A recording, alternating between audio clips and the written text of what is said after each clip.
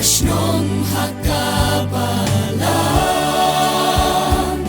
Om Don Barong Om Don Mami Jindok hakikaban Kilong Kinja Kilong Marway Mensim Kam Jus Yo Pa Yo Day Pen Ban Kata Kayin Lajin Yu Trai Ban Ka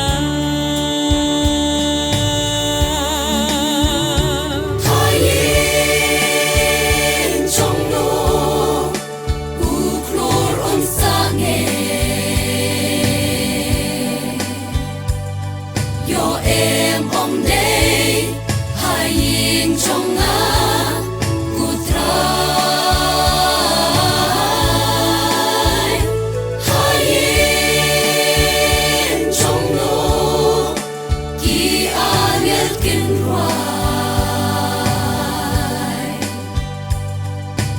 Day hayin pagkabalang kam itu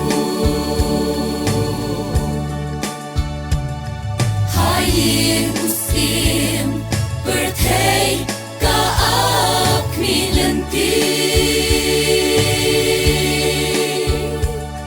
hayin kawai liu klor em kim yo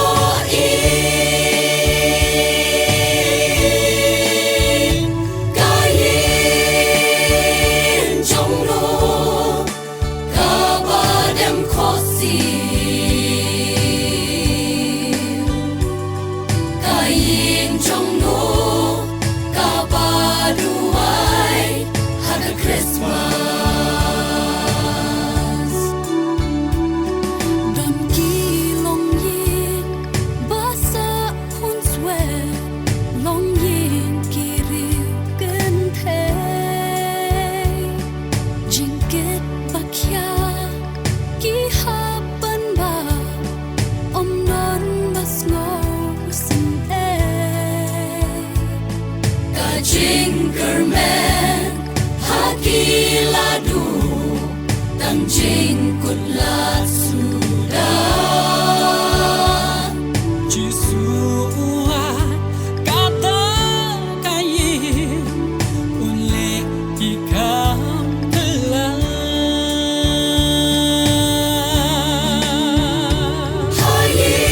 Hayin Trong No U Klor On Sange Yo Em Om Day Hayin Trong Nga Gutray Hayin Trong No Ki Angel Kinruay Yo Day hayin pagkabalang kam itu hayin usim bertay kaap milenti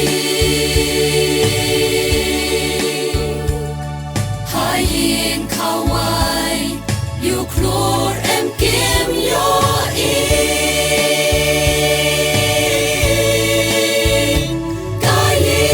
Kayin Trong No Kabadem Kosim Kayin Trong No Kabaduay Happy Christmas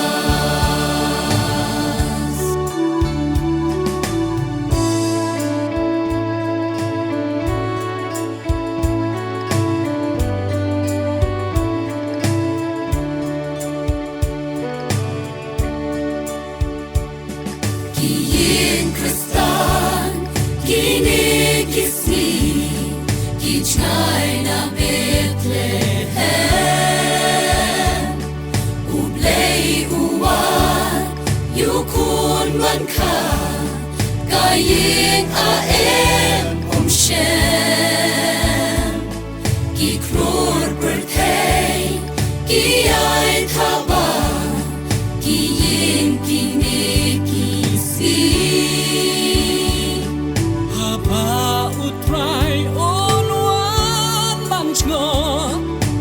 yi